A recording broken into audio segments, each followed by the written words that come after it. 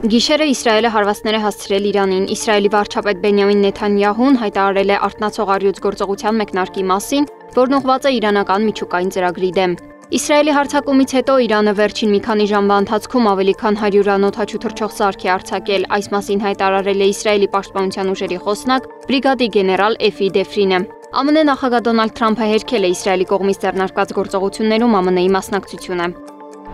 Հնդկաստանի արևմուտքում գտնվող Ահմադաբադի օդանավակայանից թռիչքից կարճ ժամանակ անց Air India ավիաընկերության ինքնաթիռի կործանման հետևանքով մեկ մարդ ողջ է մնացել, 241-ը զոհվել, հայտնում են իշխանությունները։ Լոնդոնի Գատվիկ օդանավակայան թռչող Boeing 787-8 ինքնաթիռը, որը տեղափոխում էր 242 ուղևոր եւ անձնակազմի անդամ, ընկել է բնակելի թաղամասում, բախվելով օդանավակայանի մոտ գտնվող բժշկական քոլեջի հանրակացարանին։ ԱՄՆ ներքին անվտանգության նախարարության քարտուղար Քրիստի Նոեմը խոստանում է, որ ուժերը կշարունակեն ներգաղթի դեմ պայքարը Լոս Անջելեսը ազատագրելու նպատակով, հակադարձելով այն քննադատությանը, որ ԱՄՆ զինվորականներին քաղաք ուղարկելը անհիմն եւ անօրինական էր։ Զինվորականները հայտարարել են, որ մինչև 5 շաբթի կամ ուրբաթ քաղաքի փողոցներում կլինեն մոտ 700 ամերիկացի ծովային հետևակայիններ, մինչև 4000 ազգային գվարդիայի զինծառայողների աջակցելու դաշնային սեփականության եւ դաշնային գործակալների պաշտպանության գործում, այդ թվում ներգաղթային ռեյդերի ժամանակ։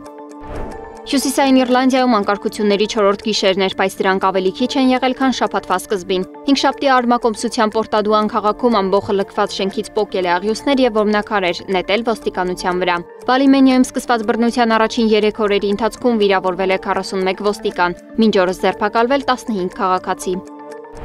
ԱՄՆ-ի կողմից աջակցություն ստացող Գազայի մարդասիրական հիմնադրամի 8 պաղեստինցի աշխատակից է սպանվել։ Հիմնադրամը հայտնել է, որ երեկոյան կրակոցներ են արձակվել հիմնադրամի մոտ շուրջ 2 տասնյակ աշխատակիցների տեղափոխող ավտոբուսի վրա, երբ այն ուղևորվելիս է եղել դեպի հարավային Գազայի օգնության կենտրոն։ Հիմնադրամը նշել է, որ իր աշխատակիցների շատերը վիրավորվել են, չի բացառվում նաև մի քանիսի առևանգված լինելու հանգամանքը։ Իսրայելի կողմից Իրանին հարվածելուց հետո ավելի քան 10 միջազգային չվերթներ Բաքվի Հեյդար Ալիևի անվան օդանավակայան ընտրել են որպես այլընտրանքային վայրեջքի վայր։ Առավոտյան ժամերին Բաքվի օդանավակայանում վայրեջք են կատարել Ստամբուլ-Թեհրան, Միսք-Դուբայ, Կազան-Դուբայ, Սանկտ-Պետերբուրգ-Դուբայ, Մոսկվա-Դուբայ, Մոսկվա-Շարժա եւ այլ չվերթներ սպասարկող ինքնաթիռներ։ Սվետլանա Թորոսյան, Նոնա Գևորգյան, ABC Media։